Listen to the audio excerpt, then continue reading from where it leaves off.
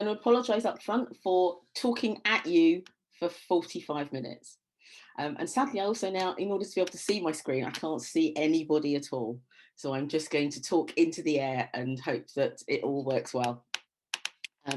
So yes, as Elodie said, I am the Deputy Exec Director at the Mercury, and one of my key functions is being the HR business partner. So I manage, schedule, work through all of the HR and particularly the recruiting, but I'm also a freelance recruitment consultant, and I recruit senior leaders in the arts. So today I would like to take you through why do you want to expand your team, identifying what you need and how do you fill that need. So we all know that there are times when you suddenly go, I'm too snowed under, I need to find somebody to do X. Why do you want to expand your team? What is it you need to do? Is it just somebody to do the things that you hate doing? Or is it somebody to do the things that you aren't able to do? Or is it some things that you love to do, but you know you need to delegate? What might it be that you need to do? Because for you, you need to create the space around you so that you can excel and your organization can excel. One of the first things we need to do is work out, is it a short-term need or a long-term need? Is it a full-time post or a part-time post? Is it project specific or an ongoing need? Or is it just to share that little load right now? And that's even before you start going, what have I got to afford? I had a realization in my freelance life last week that actually with the freelance work I've got, I need some administrative support. I need somebody to just sit on a computer and find some things out. So I've been looking at how to do that best for myself, because it doesn't need to be a long-term thing at the moment. It's for the next 2 weeks I need. And if it's a short-term need, there are short-term solutions. Could you use a virtual service? These are just 3 of the virtual services that I've come across that I've been engaging with, and they do different things. It's Ranwoo is virtual assistants. They provide administrative support, so you book them by the hour or by the day that you need. People by the Hour does what it says. They are more technically based, so they do some technical and freelancing. So they cover things like design, video, photography, marketing, branding. Could you use something like that? And Fiverr does the same kind of work. So they're worth looking up and considering if it's a short-term need. How do you decide what you need? Once you've decided you need somebody and you've decided that it's full-time, you've got to design that role. And sorry, I'm just going to turn you guys on because I really don't like not seeing anybody at all. It's too weird. I'm going to put you over there. So you design that need. The 2010 Equalities Act set out some legal requirements in a framework of what you have to do, what you have to consider when you're designing a role. And in that first instance, you have to, framework 1 is around discrimination and equality. So they're the 9 protected characteristics you have to consider whilst you're designing the role that you want. So you've got to consider age, disability, gender reassignment, marriage and civil partnership, pregnancy, maternity, race, religion, sex and sexual orientation. You need to ensure fairness in those areas as you design your role.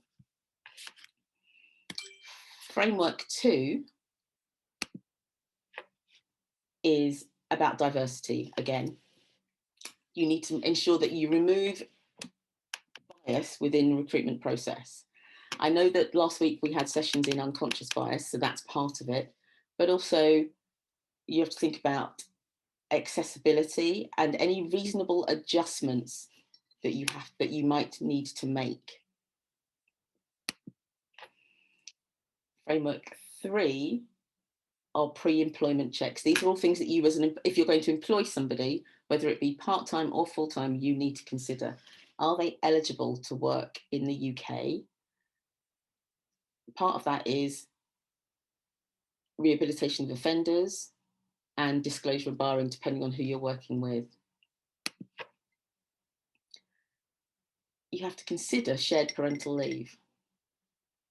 So after you have worked with an organisation for 26 weeks, you have to enable somebody to take shared parental leave of up to 50 weeks in a year. And the fifth framework is, again, after 26 weeks, you need to consider whether they can work flexibly or not. So an example of that is my role at the theatre. Because I have a 6-year-old, I leave the office at 4 o'clock. If I'm in the office, I leave the office at 4 o'clock to head home. And then I pick up work again after bedtime. So I pick up work again at 8 o'clock. And there is a footer on my emails that says, apologies if you're getting this out of hours, but it fits around my working pattern. I don't expect a response. That's part of the organisation being flexible. So those are all things you need to consider within the framework of designing the role that you want to design. What do you need to prepare if you're, once you've now decided, you've considered these things, what do you need to prepare to expand your role? Obviously, we all know this because we've all applied for jobs at some point or other. You need a job description and a person specification. Now, for a long time, many people thought they were the same thing. But these definitions are, the job description is, what does the role need to do? And within your person spec, what does the person need to be able to demonstrate to deliver the role well? And they're quite interesting. So I'm also a member of the Chartered Institute of Professional Development, and they are very clear in the Chartered Institute of what the job description needs. It needs to show the purpose and what the duties are, how and where the role is carried out, what you're expected to do, and how it fits into the organisation's structure. So with the Mercury's job descriptions, we have a section at the top, which kind of outlines a lot of those, where it is, who you're responsible for, what you're responsible to, before we go into the body of the email, of the job description. There is always an interesting phrase that people love to put into job descriptions, which is any other duties as reasonably be expected. I think we all need to start being careful of that phrase and what it actually means and what you're going to expect somebody to do and for how long. Because a lot of people are using it and then saying, but is the any other reasonable? Not necessarily. When you are talking about your person specification, there are also some very detailed things to consider. Does the role you are creating need to have a number of years of experience? And I ask that specifically because then you are potentially in contravention of framework, I think it's framework 1, framework 1, because is there age discrimination? Is somebody who is new in the workplace, are they going to have 5 years of experience? The answer is unlikely. So consider, does there have to be a number of years of experience? Also, do you have to have a particular qualification to do the role? I have just spent the morning shortlisting for technicians for the theatre. And one of our questions is that we would like the candidate to have a qualification fitting for technical theatre. Because the job is so specific. But there are a few candidates who've got experience rather than a written qualification. So yes, they still get through because of the years, because of the experience they've got and the roles that they've done.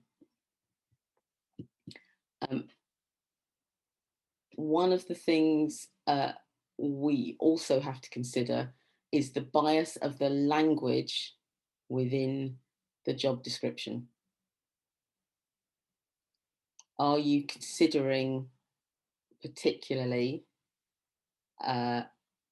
where things might be gender specific? I think I come on to that in just a minute when we talk about adverts.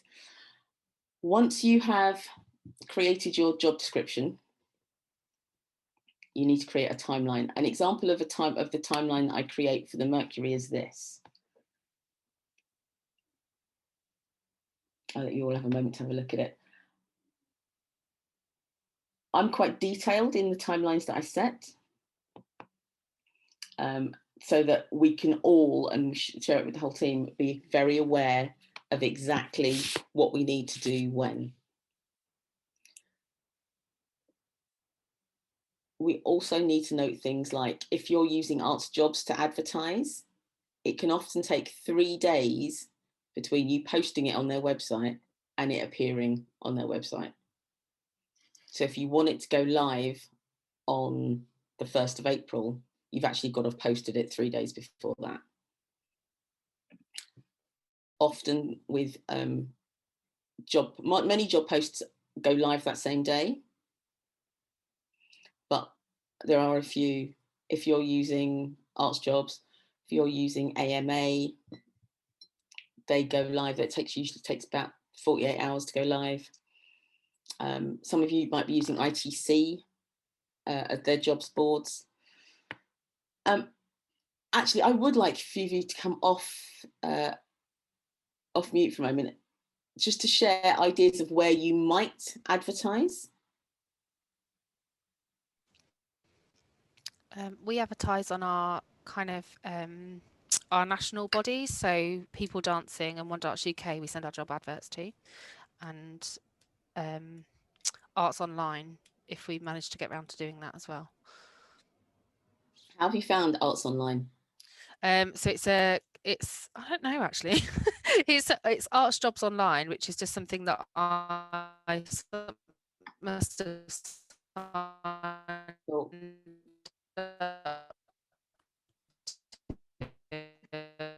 Sorry, Gemma. I'm just going to mute Gemma because I think her internet's gone. Yeah. Do anyone else would like to share really good places that they've recruited people? Years ago, all of the time. Yeah, so I just post that, send stuff to them. That is very strange that it is doing that, because I have muted her. Gemma, I'll message you and explain what happened. What about Twitter? Yeah, you've got Twitter and Facebook. They're all really good places.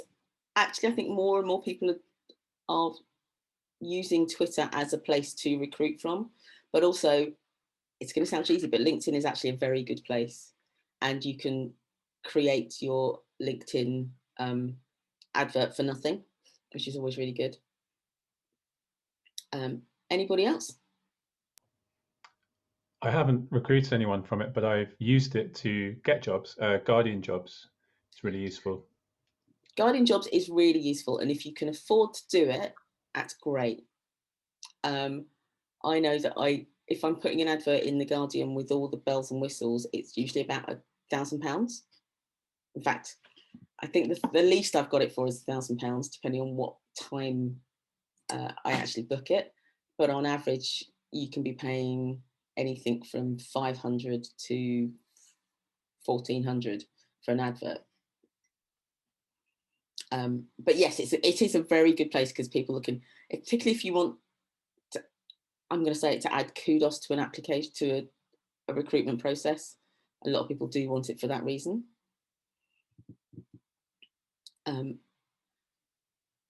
I'm actually glad that nobody's mentioned lots of the job sites like Indeed and Total Jobs,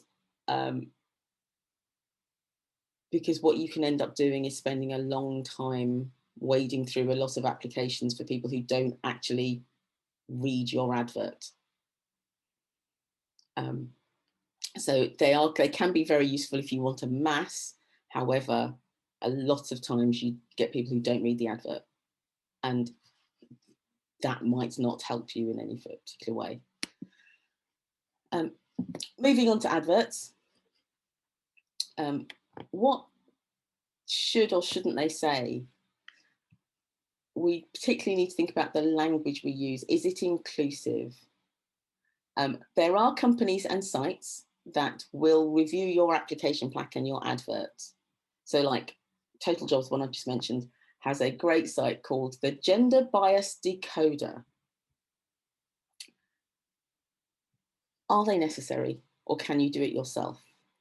And I ask this because some of these decoders I think are, for me, a little odd.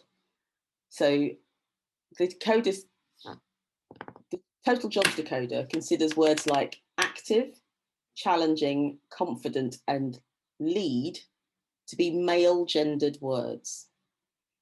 Now, that might be so. However, they also then consider committed, interdependent, supportive, and honest to be female gendered. I am not sure how you feel about those.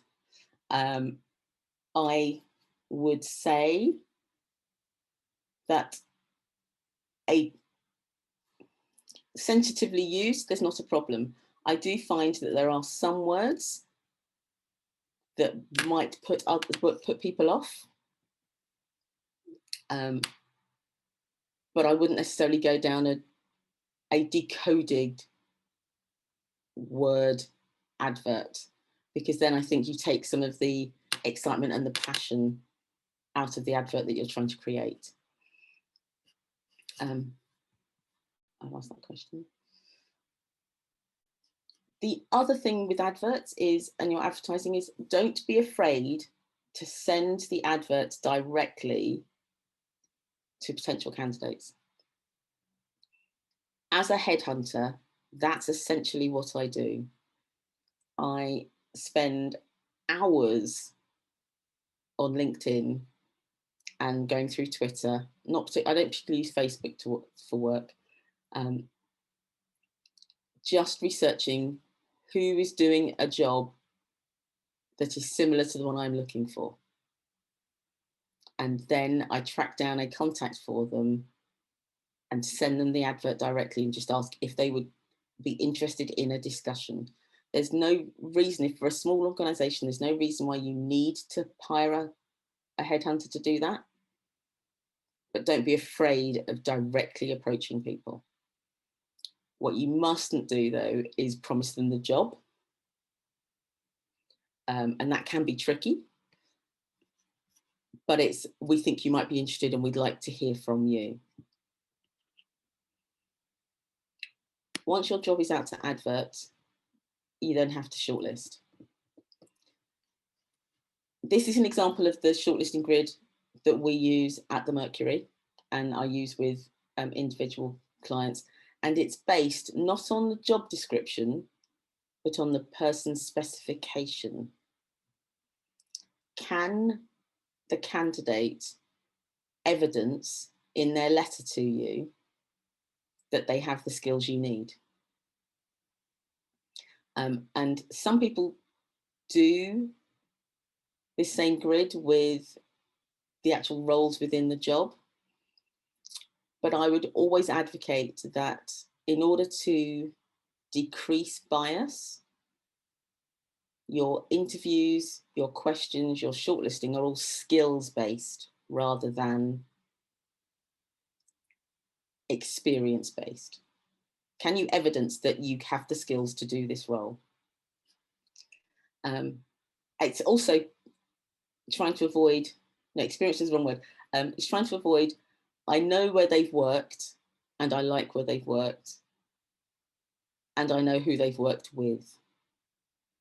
So, but can they evidence this is what I can do? And can you avoid gut reaction or using your intuition as to whether the person can do the job? Can they prove it from what they've written? So we use a very simple scoring scale, which is if they don't mention any of the criteria from the person spec in their letter or in their application or in their CV, it's a 0. And that scale slides up to 3 is it's really clear and it's really obvious that they can demonstrate all the requirements of that particular item. So I can't remember what this job was for. This was probably for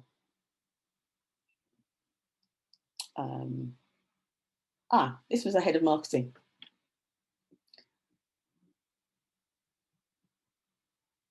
Yeah. Can you evidence that you can do all of these things? Once you hit the interview,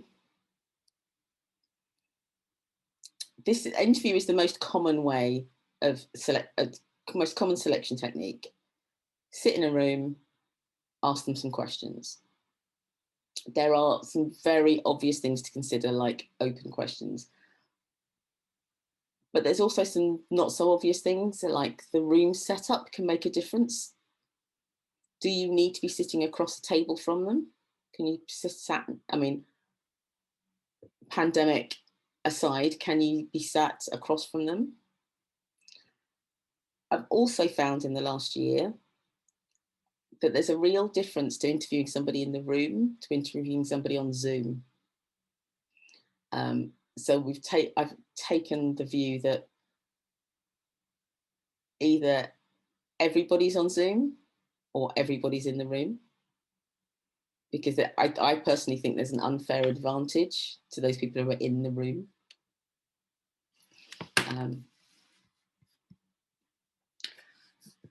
For me, also, the interviews are the opportunity not to catch somebody out, but to get the best out of the person in the room. How can you be warm and engaging to get the information you need from them? I've often had candidates who sit opposite me in an interview. They've made notes about things to remember and they sit there really scared to open a notebook. Whereas I now start interviews with saying, if you've got notes with you, get them out, refer to them, it's fine, because you've done the preparation. I actually worry more about people who don't get notes out, because I'm like, have you actually prepared for this interview? So I would always say encourage people to get notes out if they've got them. And also consider what notes you are taking during the interview. Keep them factual, because with changing GDPR regulations, candidates can ask you to see the notes that you've taken and discuss them. Luckily, I've never had somebody do that, but it is possible. So just be aware when you are taking notes that they could ask to see them. So don't write down anything that may get you into hot water later on down the line if somebody doesn't get the job.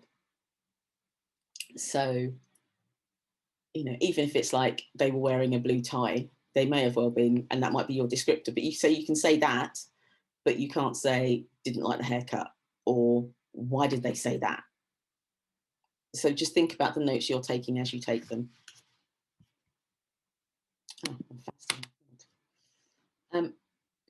Once you've appointed them, you need to consider how you contract them. Now, I would always say cheat. Borrow a framework from somewhere where you know, either somebody like the ITC framework or the UKT framework for a contract, or a contract that you have been issued yourself. Don't try and reinvent the wheel, because something will get missed out. So I would always say use a template that you have already seen and had signed off, or you've agreed to yourself. One thing we are not particularly good at in the UK she says, a sweeping statement, is onboarding people. It's actually way more important than we think. It's how do you get that person up to speed with what you need them, not just to do, but with the organisation. Who do they need to speak to, and what do they need to know to hit the ground running? And then we need to really consider the ongoing support and supervision of that person. We have recently been doing quite a lot of managers training with people at the Mercury, where we've formalised the taking of one-to-one notes at supervision sessions. Now, supervision doesn't have to be weekly. It can be monthly, it can be fortnightly. But having a written record of what is discussed and action points to go on for it has actually proved to be invaluable over the last year. And I think, I know Elodie can agree or disagree with me, it helps people feel really involved and understand how their role fits into the organisation. Yeah, I'd agree. It's great that I love that I've taken from the Centre for Inclusive Leadership, which is the strength of the team is in each individual member, and the strength of each member is the team. So when you are creating and designing that job pack and thinking about who's going to come to join you, how can you add strength to them for them to deliver what you need them to deliver? And I've whistled through that. Perfect. That was great, Dee. Thank you so much, Deborah. So feel free to type any questions that you have in the chat box, and you'll get to ask. Quite a few people have messaged me privately to say, can you send us the presentation? Deborah, I'm sure that will be allowed, so thank you so much. Steve has asked, where can I find these decoders you mentioned, Deborah? A lot of the job sites have them, and a lot of companies have them.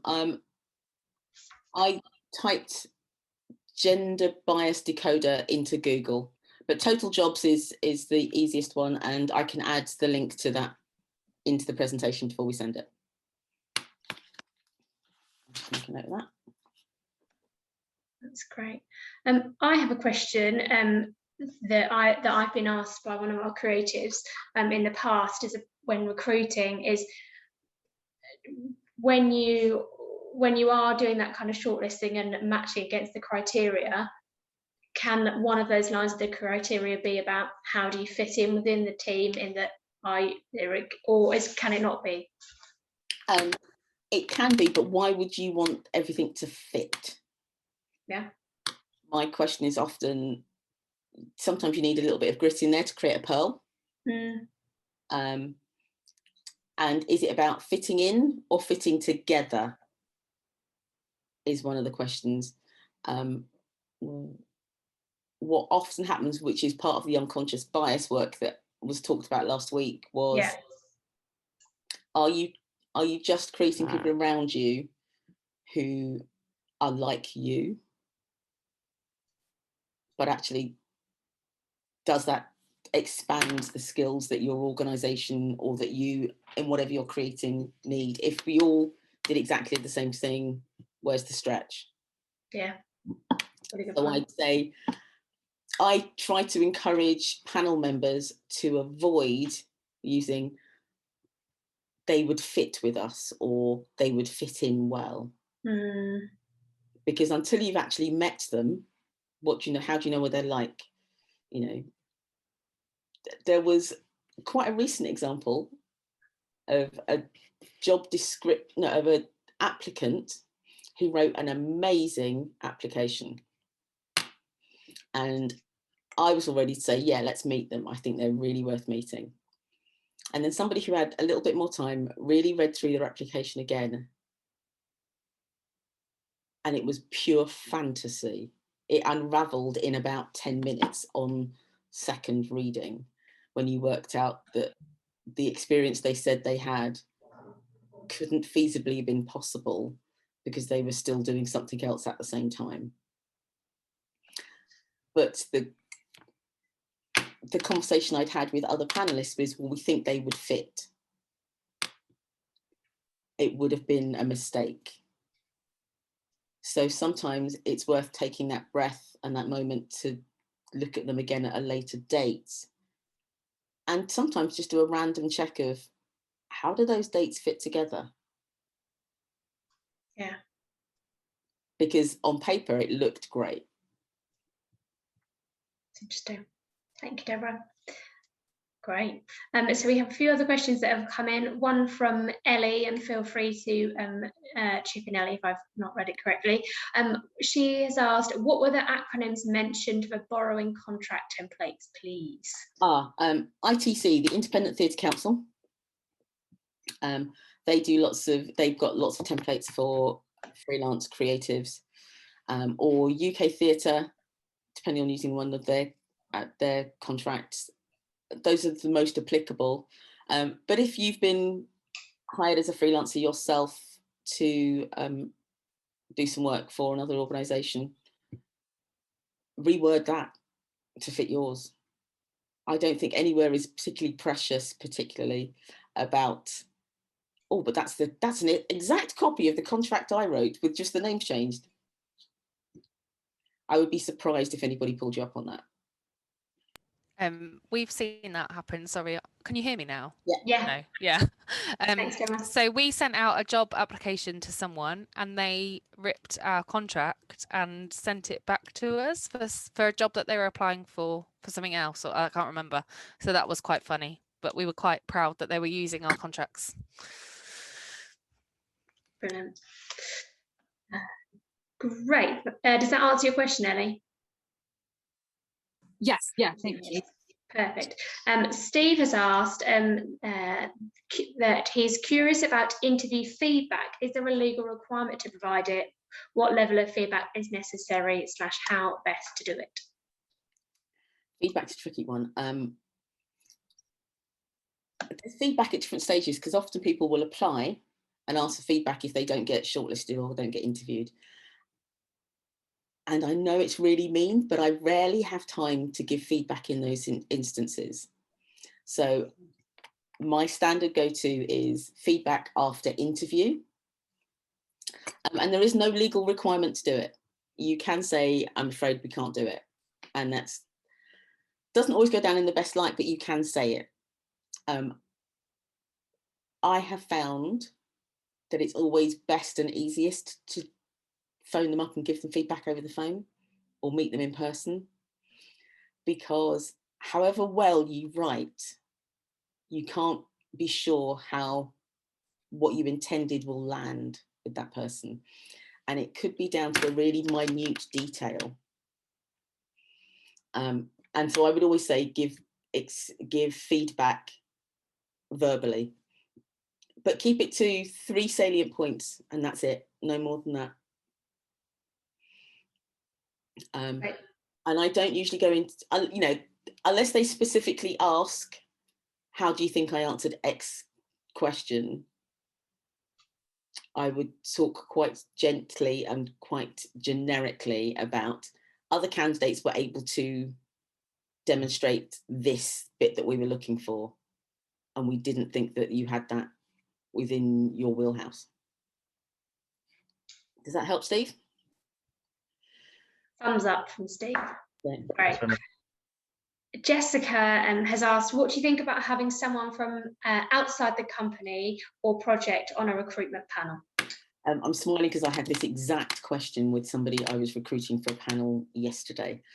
I actually think it's a really good idea, because often the person who is slightly outside of the organisation hears things slightly differently, and can give you a perspective. They may be doing the job themselves. They may be an expert. They may be another artistic director, and they can hear some of the bits that you might miss because you're looking for something else. So if you can have somebody outside the panel, from outside the organisation on a panel, I would say do it.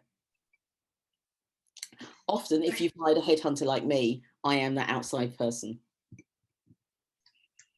Deborah, is it also worth mentioning something that I know you have done at the Mercury, which I've not seen many other organisations do, about asking for that initial phone call, saying if you want to talk about the job. Because I mean, I spoke to you on the phone before I applied for the job, and that was something quite unusual, but I just wondered why you decided to do that. It's something I've brought in from my freelance practice of chatting with people. I never say to somebody, no, I don't think you should apply for this job.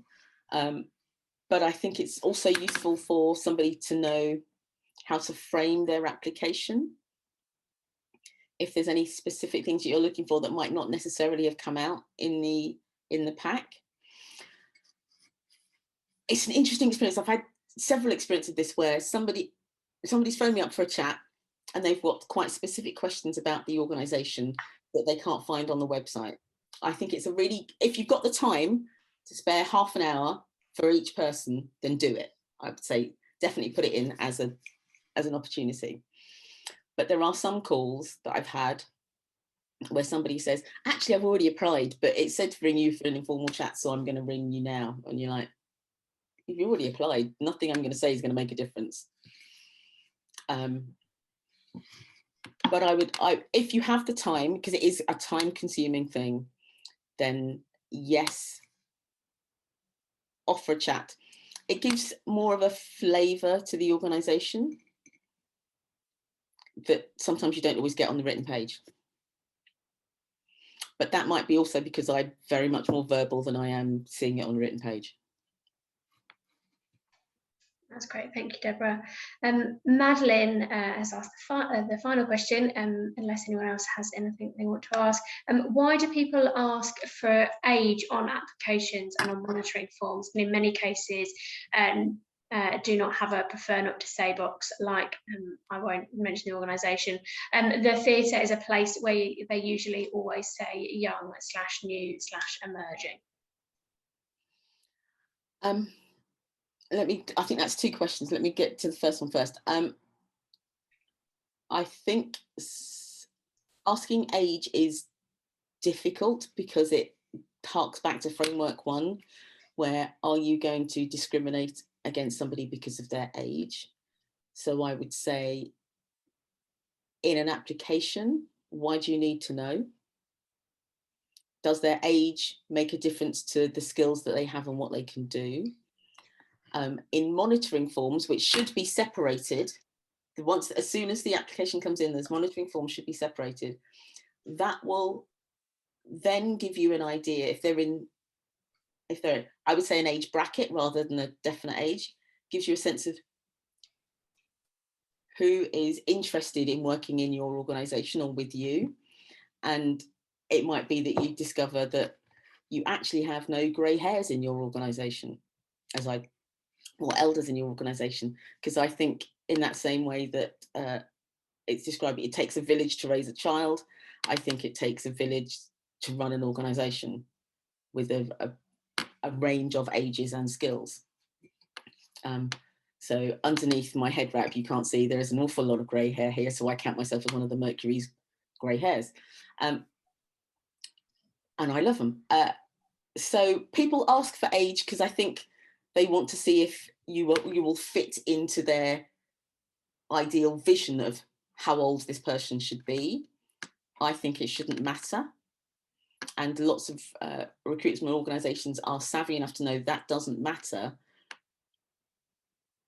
but often will want to report to their board or to their managing organisation that we have had 15 people apply. Of that, 50% of them were over the age of 30 and 25% of them were between 19 and 30. So it might be that is part of their reporting, so they can check that they are appealing to a particular demographic. So in the second part of that question is, this was a place where they usually always say young, new and emerging. Yeah, I personally don't. That's for me, it's the sorts of things that I make sure are decoded out of an advert or out of a job description, because I actually came into the sector at the age of 25, so I wasn't considered to be young, and decided I was not emerging anymore at a certain age. People might have moved into the sector at a later date, so I think it's disingenuous to always be looking at young, new and emerging, if that answers that question at all. Madeline, does that help?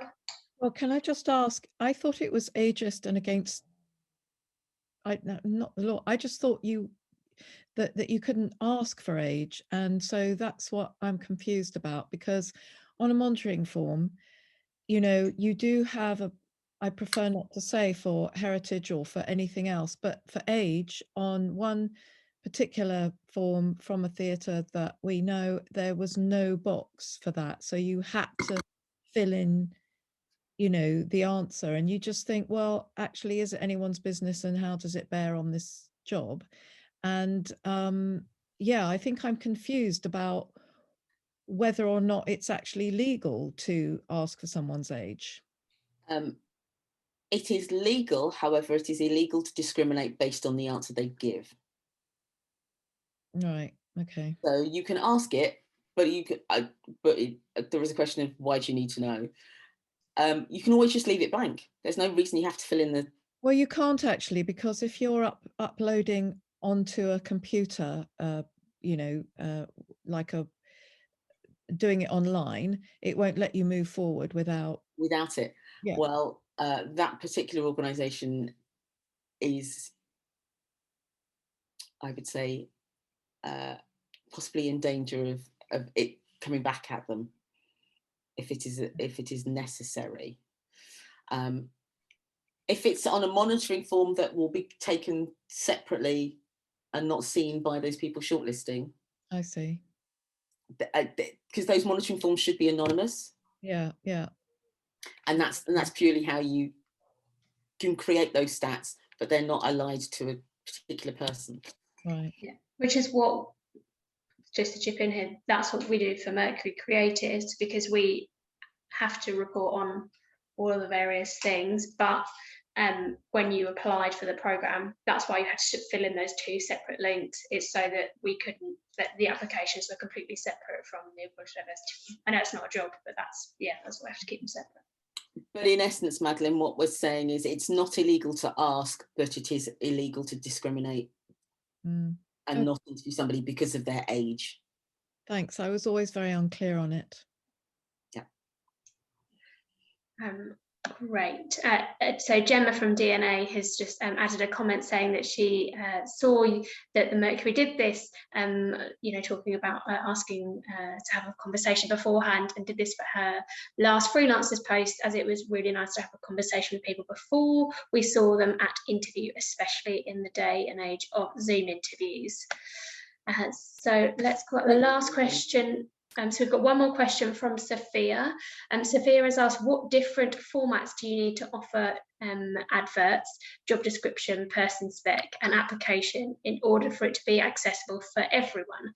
I've seen a lot of places offer video applications, for instance. We have at the Mercury started to do that more and more. I would say be as accessible as you can, in that, you know, if somebody wants an audio version, I don't think I've ever been asked, but it would be quite simple to create an audio version. We don't offer it up front, but we do say that's part of the reason for chat, is if you want to have a conversation because you need something else, then we can create it for you. We will make that reasonable adjustment. It's actually something that, now you've said it, I think maybe we should do as a matter of course, create a video version of the job description, something to think about. So I would say a large print, it might be an easy read version. And in terms of applications, a lot of my freelance roles at the moment are offering the choice of either a 2-page written document or a 5-minute video. And they are still viewed in the same way. Can I just ask how popular the video option is, how often that's taken? In my freelance work, it has only been taken up once that I can remember in the last year. However, a couple of years ago when we were advertising for what are they called? Customer experience roles, because we had like a whole tent to fill. We offered video, and then it was probably only taken up by about 3% of people. Having said that, we've just done some recruitment with an agency, because there was this particular specialism we were looking for, and part of their process was a short 4-question video part, as well as sending in a CV, and the video was so useful in order to kind of bring those questions to life, rather than getting something that had been written and was quite stolid and quite solid. It was actually really nice to see that person verbalizing what they thought of those 4 questions that we asked. And we were hiring a chef, so I've probably used it more as recruiting than I have as a recruiter. Does that help, Sophia? Sophia, Yeah, still that's there? great. Yeah, perfect. Thank you so much. Well, thank you so much, Deborah, especially when you are so busy at the moment. Just before the call, we were talking about how many different roles Deborah is recruiting at the moment, shortlisting and interviewing. 53. How many? 53. 53, yeah. Oh, and so she is very, very busy. So we really appreciate you giving up your time today. Thank you so much. I will send out the PowerPoint afterwards, along with all of the recordings and resources from all of the sessions over the last 2 weeks, so that you can see those. Just a reminder that we have Friday's lunchtime session on measuring impact. So it'd be lovely to see you all there. But in the meantime, I hope you have a lovely afternoon. Thank you so much. Nice to see you. Bye.